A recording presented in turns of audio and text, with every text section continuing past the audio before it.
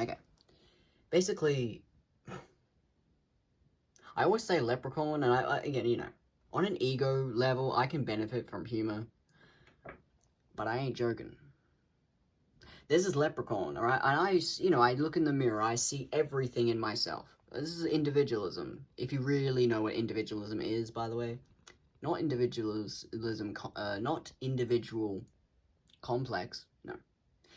But people who have an individual complex, hence why I mention it, will probably resonate with this. Because when something comes from dishonesty, a lot of the time people just crave it. It's just that they don't know how to find it, so it has to be fake. But soon as they get what they're looking for, it ain't fake. So this is where you get someone who's like, oh, individual complex, but it's like, it's only a complex when you distrust it.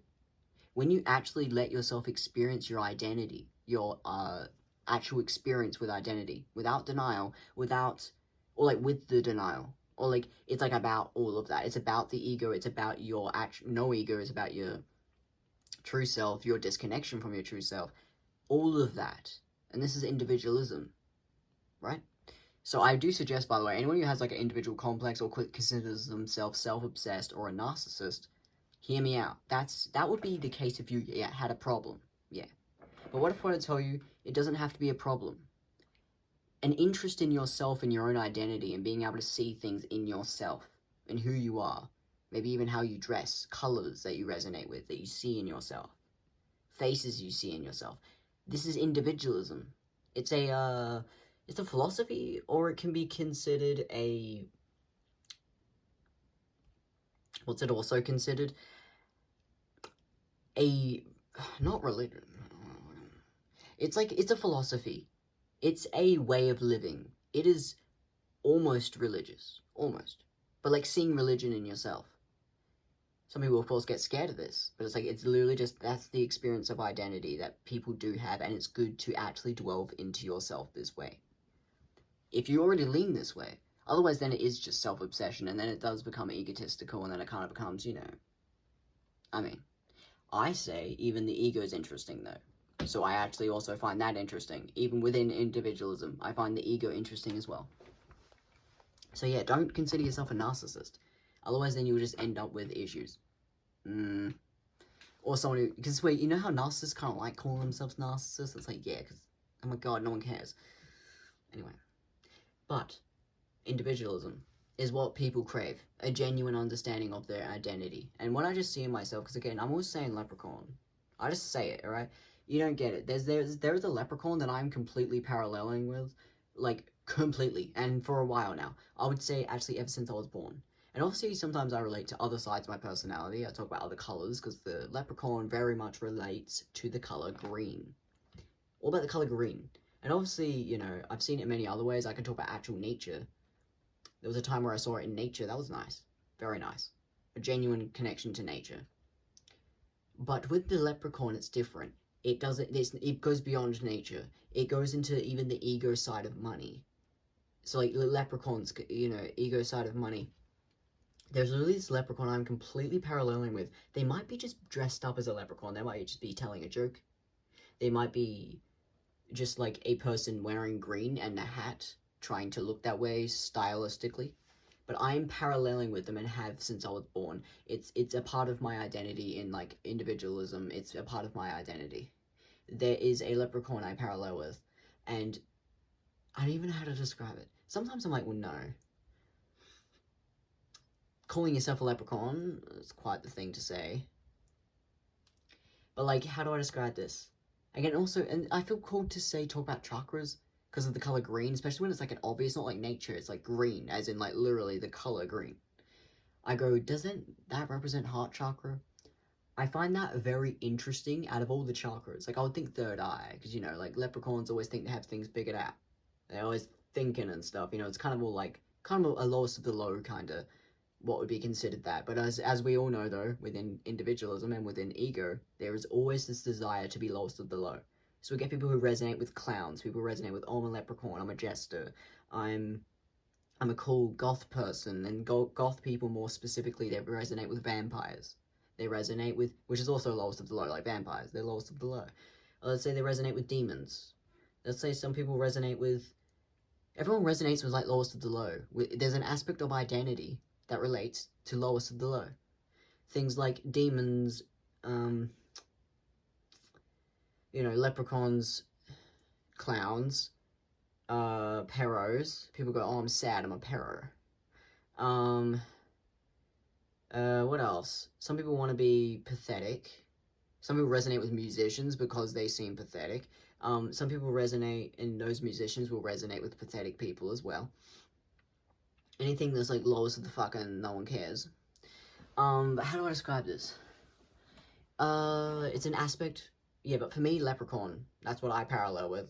Some other things, by the way, within individualism, by the way, you let yourself explore more ideas. Don't just pick one. That's ego, like, deciding. So we get narcissism, is we get someone goes, I'm going to decide who I am, and they identify with it, and they, like, curate it. It's like, again, that's a part of identity, curating and choosing. But also, there's other sides of identity. You have to let yourself experience all of it, at least within the mindset of individualism. All of it.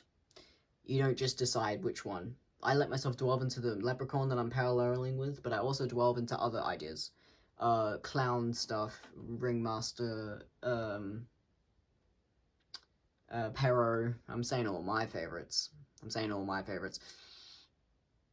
What else? Leprechaun. I keep saying leprechaun. Anyway, but with that said, I also, highest of the high, I haven't gotten to this yet, but also highest of the high, angel. I resonate with, I think angel is the only one I resonate with that's highest of the high. And even then, some people would say that no, angel is lowest of the low, because they fight. And they discern, and they don't usually have any money. Because, of course, they're under God. They don't need any sort of praise. They're just in God's praise. Anyway. So, yeah, see how there's an aspect of identity that relates to lowest of the low? Like, even angel is about saving people. Or, like, do you get what I mean? Like, all these things are lowest of the low. There is a huge aspect of identity that relates to this. You can't call people pretentious. The irony is that you should call them out for this, by the way, if you want to. Be careful with the narcissism. It will manipulate you into just staying terrible. So we get a victim complex. The irony is that you can also just be like, well, people can have victim... Even victim complex, that is a side of identity you can delve into. It's only if you're in denial that you get manipulation, or someone who knows and deliberately uses a victim complex. So, for instance, deliberately being like, oh, feel sorry for me. That's completely manipulative because they know what they're doing. Someone who doesn't know, it's like, well, maybe they lack self-awareness. But either way, though, or some people literally are just doing badly. You can't just call it a victim complex if someone's doing badly, anyway. But either way, back to the main point, because I don't want to get all serious. This does not need to be all serious. I'm talking about the good stuff. That's the side, you know, the narcissism side is where you get distracted. But the good stuff is the individualism. It's the understanding of identity, delving into yourself. And I literally am completely paralleling with a leprechaun. They walk around city. They're green. Hat. They're a green leprechaun. But not in a cool nature way. In a very modern cities. It's almost pretentious. And usually when I think of the stuff I enjoy, I go straight to fantasy. So that's why I picture nature if I was saying a leprechaun. But this leprechaun that I'm paralleling with right now, and forever since I got here, since I got to Earth, this leprechaun is modern day. It's almost like it's me, except I'm wearing green this time, wearing a hat, which of course is energy. So even if I'm not wearing green, the irony is I like taking things literally and being like, no, I actually see it, this symbolism, by the way. If I actually were to wear green and wear a hat, I would actually start to look like this leprechaun. I literally look exactly like this leprechaun. Different parallels, different timelines. It's a different timeline of me, where I'm literally a leprechaun, except it's my current life, except I'm a leprechaun. But anyway, but in this life, if I were to dress up, I would look the same as them. So, I like to show the symbolism by literally dressing up, so I can show that side of identity that I'm experiencing on a different timeline. In this one, I guess it's a costume. But I could talk and act like him, because he's me. He's just, probably actually ironically doing better than me, which is so funny to see a leprechaun doing better than me. What am I worse than a leprechaun? Anyway. So basically this is what I'm delving into individualism completely. And especially with, again, I felt insecure. You know, I mentioned heart chakra and I got all shy and then shut up again. Let me say it again. The heart chakra. It is like completely aligned with that. It's got to do with, I was just making a video, by the way. I've switched the video now. You guess you can go on my channel. But like basically I made a video just then about how I was talking about how you can't help someone else without helping yourself, right? But guess what though? A lot of helping yourself, a lot of it, you know, not pouring from an empty cup, being selfish and caring about yourself, do what this leads to? Actual self-love. And I know some people talk about self-love very compassionate. I'm like, good for them. Ill. Compassion. Ill. I don't like that. I had to go through compassion when I was a very bad person. I had to be compassionate. But now that I'm a good person, I don't need to be compassionate. I can actually understand people. Do you get what I'm saying? I hope you goddamn get what I'm saying. Anyway, you don't need compassion if you have understanding. Compassion comes from a place of not being able to know, which obviously some people need that, by the way, if you don't know. But if you do know, I don't need compassion, because I do know. 11:11. I goddamn know. I don't fucking need compassion. Demons need compassion. I don't need that. Sorry. What I mean by that, by the way, is that the people in different places in their life need different things.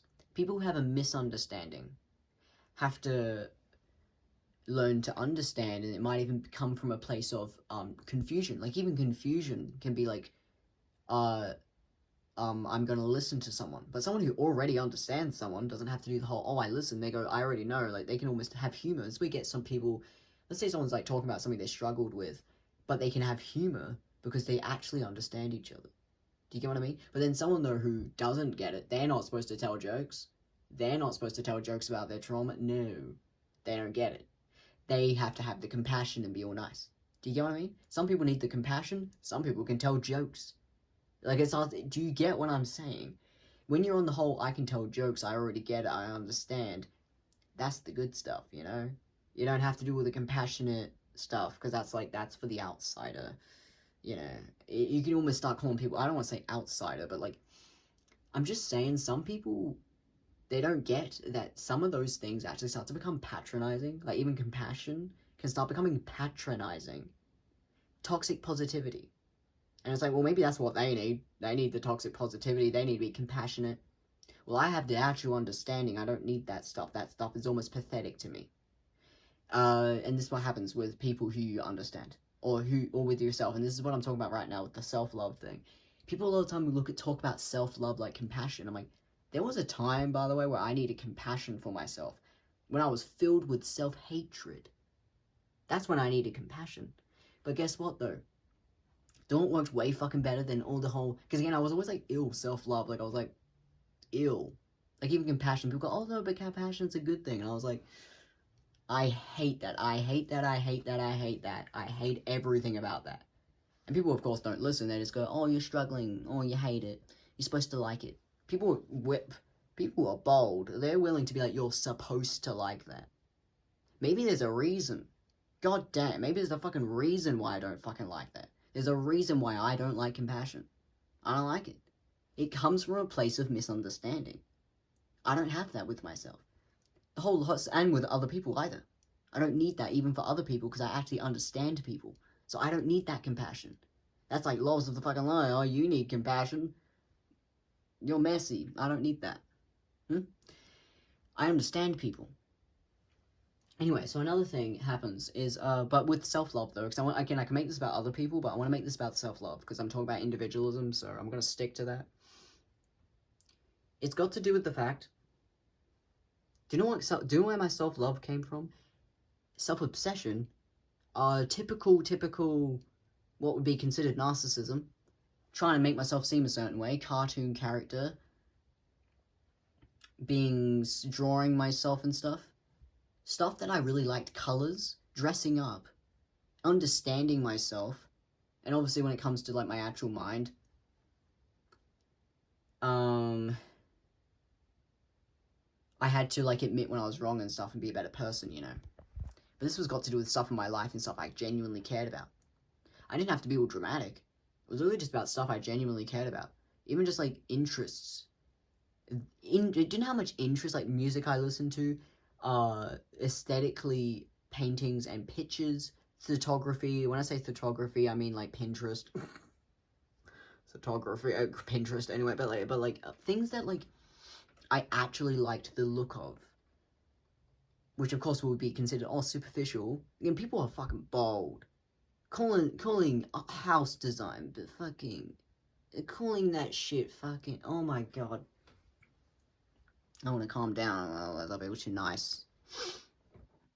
But like, goddamn, people just be like, oh, it's meaningless. People are bold. Oh, that's meaningless.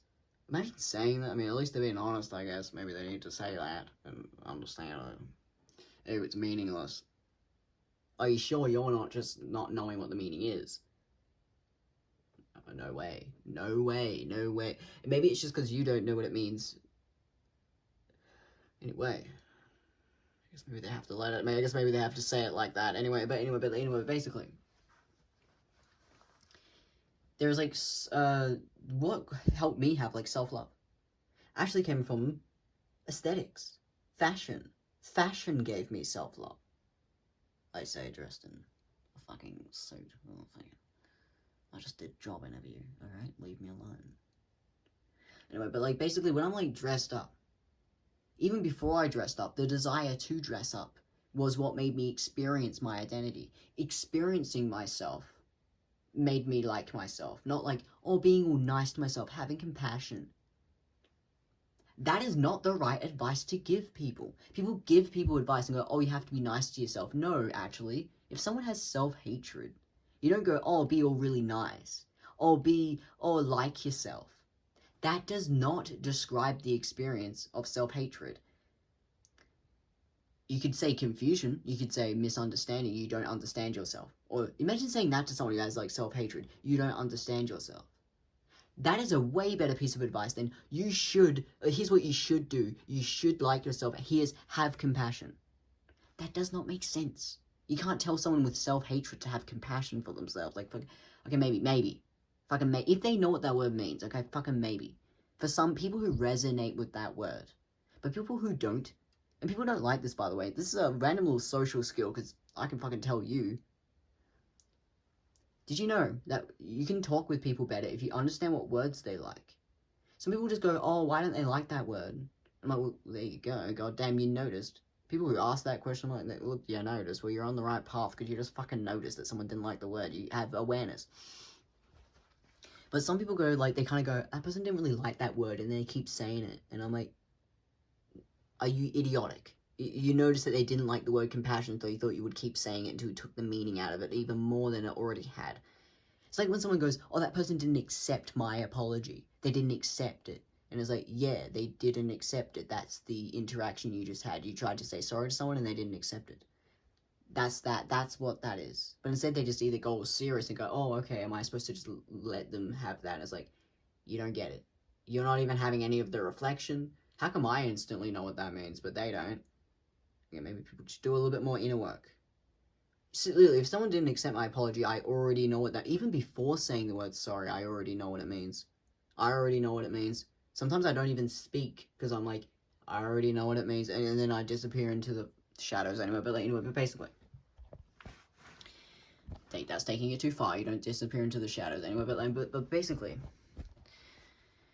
But yes, anyway, individualism helped me more, because it doesn't actually tell you what to do.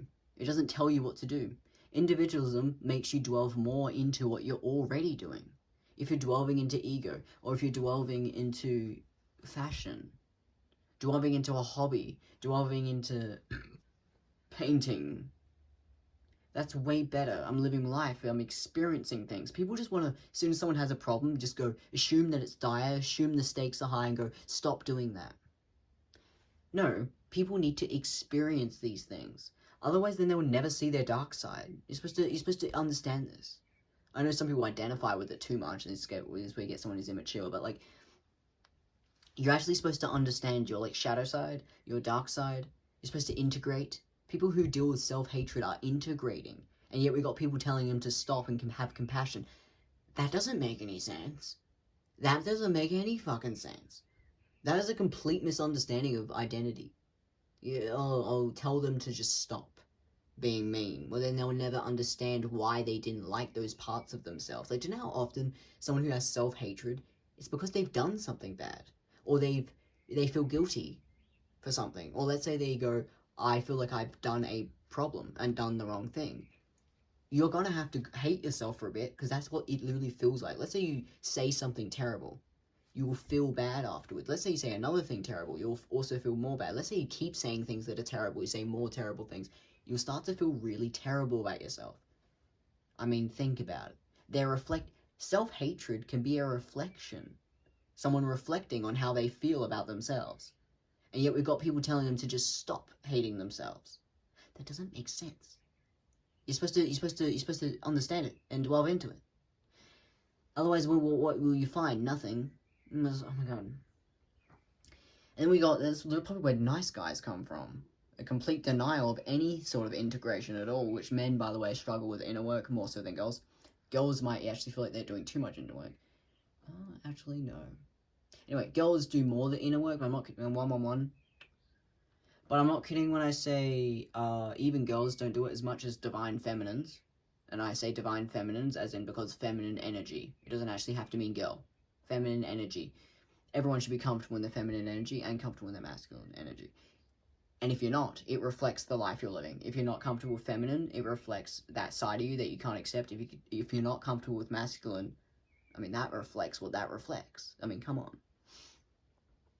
With that said, I'm not acting like it's... Sorry, that's not me acting like it's obvious, sorry. Or, you know, come on, no, it's confusing, by the way.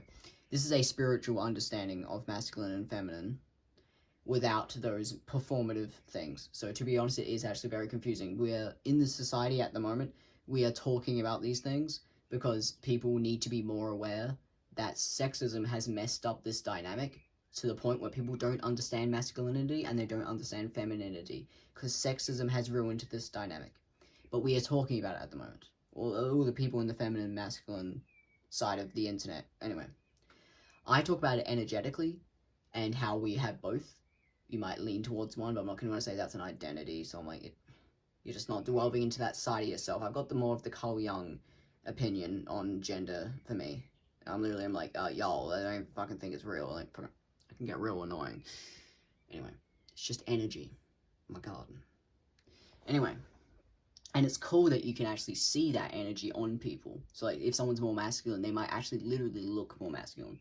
Or people might even feel the way that they feel about their energy in relation to how they look.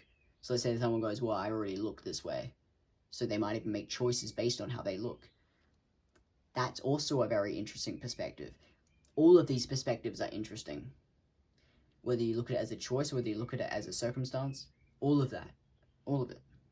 Anyway, individualism should be related to gender as well. Gender identity and individualism and gender identity. Or not even gender identity, just masculine and feminine energy.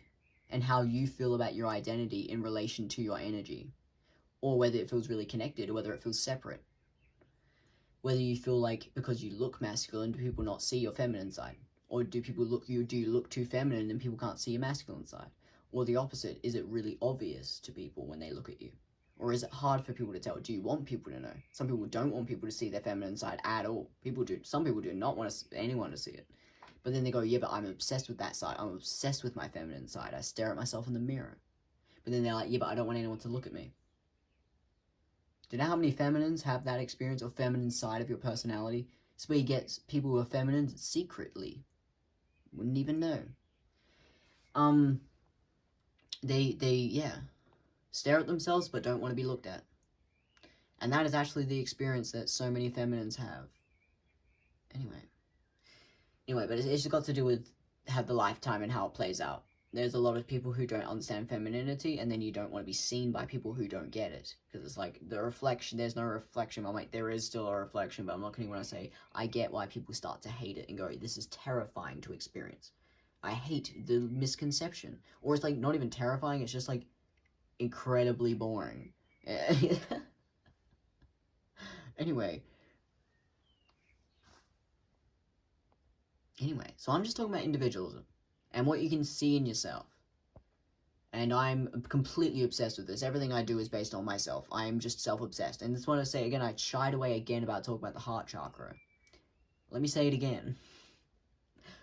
The heart chakra and the self-love thing. I'm actually self-obsessed, by the way. Like, I'm actually completely in love with myself. People, of course, think that it means I must care about myself a lot. I'm like, yes. Yes, it has led to that, by the way. It led to me caring about myself. But I'm not going to say it began as self-obsession, what would be considered narcissism. But it's completely an understanding of myself. I completely see things in myself. And I can do paintings of it because I literally see it. I can do a painting to show you what I see in myself. It can be arrogant, it might look accurate, or it might look not accurate. That's the reflection. And, yeah, that's the reflection. And that's, my experience I have with self-love. I see everything in myself. I'm obsessed with this vessel and keeping myself healthy, but it's actually just because I'm preserving my experience. Because if I was too messed up, there would be too many reflections that are kind of off. The irony is that, by the way, did you know it doesn't matter how much trauma you have? Actually, people with trauma might actually relate more to identity-related things. People who are healthy might actually not care as much about identity because they don't need to. They might actually be enjoying, they might be able to sit and eat food without thinking about something, I don't know. Some people don't have to think as many thoughts, but some people are like, no, I do need to be thinking. Or like, not thinking, but I'm experiencing a lot of reflections here. And I do, you know, I can't just enjoy things. I actually have to understand things. I need to reflect, and I need to, because this is the human experience. But people deny this. They just go, oh, these people are fucked up. No, we're not fucked up. We might be fucked up. But, like, that's not what it is. That's not what it means. It means experiencing identity will involve having problems. Having problems to integrate into this reality. It's literally where identity comes from. That's why people say self-discovery. Like, it's... People are out here thinking that you're supposed to already know yourself. I'm like, fucking what? Fucking are you? The irony is that you kind of can just know yourself, by the way. You delve into yourself. Yeah. See it in the mirror. But yeah, but you might be shocked at how fun and how colorful it all is. You get to see yourself as everything. All your fantasies as well start to have meaning. Instead of being like, oh, this is who I want to be, look at me, I'm pretentious. No. Who you want to be, you have to see the symbolism. Even within delusion, there is symbolism within the desire. It doesn't matter whether you think, oh, I'm not that way. Through that desire, that's the reflection. The disconnection from who you think you are is the desire. It might be, though, if it keeps dwelling, though, into ego, it starts becoming annoying, where you get narcissism, someone wants to be a certain way. But I'm not kidding when I say even that, you have to experience that in order to, ego is a sketch. You have to see that sketch to recognize the actual thing, the actual picture, the actual reality, the video, the reality. Sometimes you need to see a sketch, a draft, in order to be able to recognize your true self. So that's why ego is very messy. You need to see the draft. But don't get stuck there. So we get someone who just is always narcissistic, and then so starts being like, socially, people don't like this. It starts becoming like, we can't experience you because you can't experience yourself because you're stuck in a draft.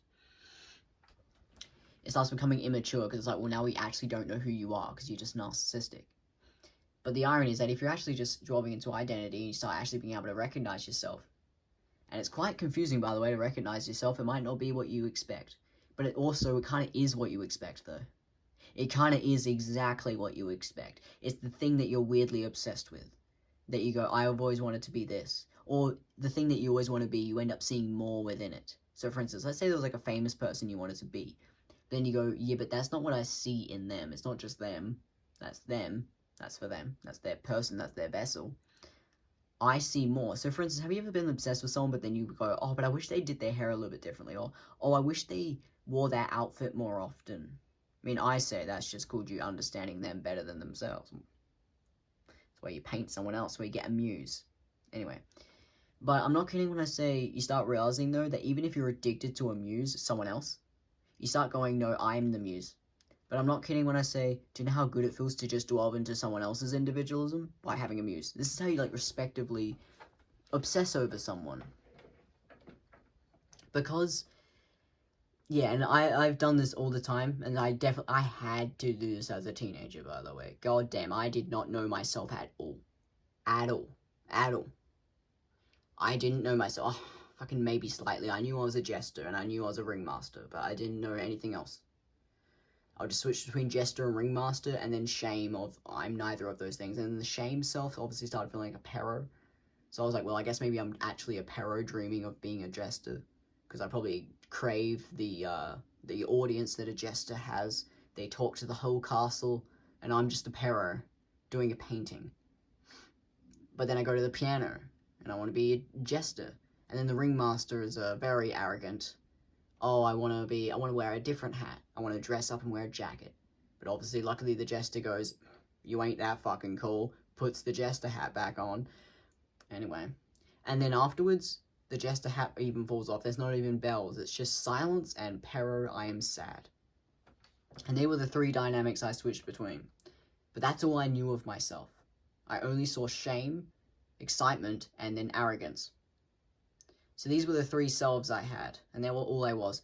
The admitting, the honesty of a perro, the honesty, the sadness, the shame of a perro, the reality, the dream and the reality, so dreaming and then falling back into reality. The perro experiences all of this. They experience the joy of daydreaming, and then the reality of waking up after the daydream, the shame, the disconnect from who they think they are. The perro dreams of who they think they are. And then they wake up as a perro every single time. They're like, oh my god, I'm still a perro. But they dream of everything. Then they wake up. They're experiencing that contrast completely. The jester gets to talk to a crowd and just gets everyone to laugh. Gets to be honest. But they get to be shameless. Shameless. They're very different to a perro. They are shameless. A ringmaster is just egotistical, but might be an animal whisperer, so they might have the honesty that the savior complex craves, you know. But a ringmaster actually is an animal whisperer. So they're not controlling anyone. There's no trapping. There's understanding and warping of energy in the air. This is the desire to have a place in the world. And that is the place in the world, being a ringmaster. There you go. Anyway, so basically, these, I'm gonna hate when things get serious. I'm like, what if I want to tell you, life is serious, but it also gets, there's like fun bits. So it's like when people tell you to be serious, like, hey, get to the fun part. I get to do the fun stuff. Or you think I have to do the serious? Yeah, I do.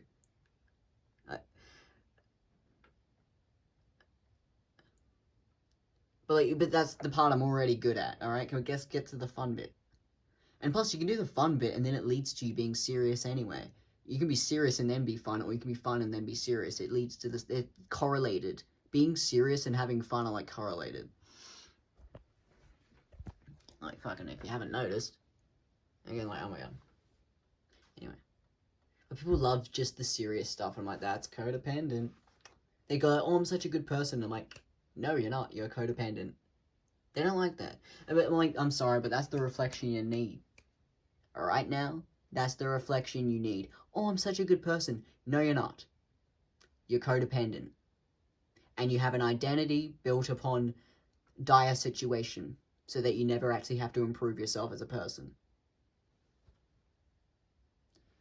They don't like me clocking their shit, and I'm like, I'm telling you, you're not a good person. You're just identifying with danger situation, dire situation. And then, oh, I'm a good person. No, you're just codependent. Irritates me. Anyway. I literally have this reflection with everyone. Oh my god. Anyway. But actual self-love, though, is literally just the reflection, seeing everything in myself. Everything. The leprechaun. I'm paralleling with a leprechaun. But people go like, oh, self-love means compassion. I'm like, self-love means paralleling with a random leprechaun. Or for you, maybe it's paralleling with a demon. I also have that, actually. I see demon, leprechaun. I see so many things. But, like, some people, though... What's something that people resonate with? Because I can keep saying clown, but I want to make it clear it's not always clown. Some people resonate with, like... I don't know, people resonate with ravens. People resonate with... What's something movie character like? Well, some people resonate with kings and queens. Some people... Okay, they're not lowest the line. Or maybe they are. See, look, exactly. People, they do have power. Oh, that's confusing. Oh, I can talk about kings and queens in a different video. And how, you know, they're lowest of the low, but it's because they're actually holding the castle up. Anyway. I want to talk about riches, because riches, it's a very touchy subject, you know. And I get why. I get why money is a touchy subject. I'm also like, hear me out, the kings and queens. Like, oh my god, please, hear me out. Let me talk about royalty. Not right now. Not right now. But basically, what else do people resonate with? They might resonate with,